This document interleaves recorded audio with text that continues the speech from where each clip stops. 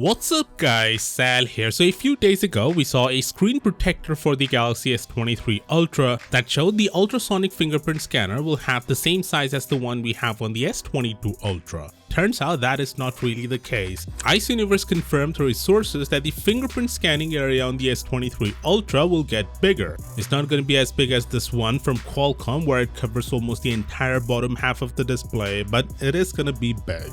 And thanks to this tipster, we know exactly how big it's going to be, and it's 100 square millimeters of surface area. For context, the surface area of the fingerprint scanner on the S22 Ultra is 64 square millimeters, which means it's getting 56% bigger, which is quite a lot. Honestly, the fingerprint scanner on the S22 Ultra is already pretty good, but the fact that we're getting an even better and bigger one with the S23 Ultra is just the icing on the cake. Now, you might have heard from many that Apple's chipsets brings great performance while drawing less power than the competing chips. It's one of the big reasons why iPhones have great battery life. The chipsets on the Android side of things are known to be resource hungry, thus every year the latest iPhones takes the crown of battery king. But that might change with the Galaxy S23 Ultra, and we have some numbers to back this claim. Golden Reviewer has made this list based on benchmarking the Snapdragon 8 Gen 2 with Apple's latest A16 Bionic and the Dimensity 9200. It's for the GPU, and as you can see, the Snapdragon takes the crown as the most powerful mobile GPU around. Apple's M-series chips are not mobile chipsets, so they don't really count.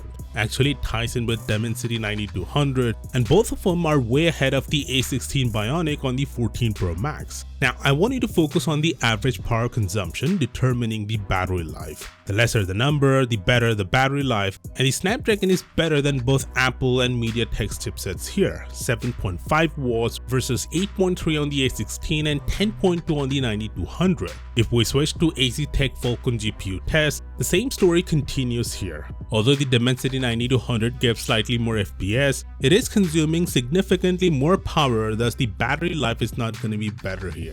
Now, what's impressive here is that the 8 Gen 2 is performing way better than A16 while consuming about the same power. So what does all of this mean for the S23 Ultra? Well, it seems Qualcomm is finally closing the gap with Apple's latest chipsets, which means the S23 Ultra will have about the same or better battery life than the iPhone 14 Pro Max, while also performing better in graphic-intensive tests. Now, a chipset isn't just about GPU, there's CPU as well. And for now, the 14 Pro Max is leading in this department. But we have the latest benchmarks to suggest that the gap is closing here as well. The latest Geekbench score of the 8 Gen 2 shows a 5343 multi-core score, which is just 100 less than the A16 Bionics. Samsung is using an overclocked version of the S23, so theoretically their score should be even higher than this, and if that happens, then we have a new CPU performance king as well. It feels unreal how Qualcomm has managed to close the gap in just a year, and what's even more impressive is that they did it while making the chipset even more efficient than before. The S23 Ultra will also one-up the 14 Pro Max in this key segment. To know more, click here, and I'll see you tomorrow.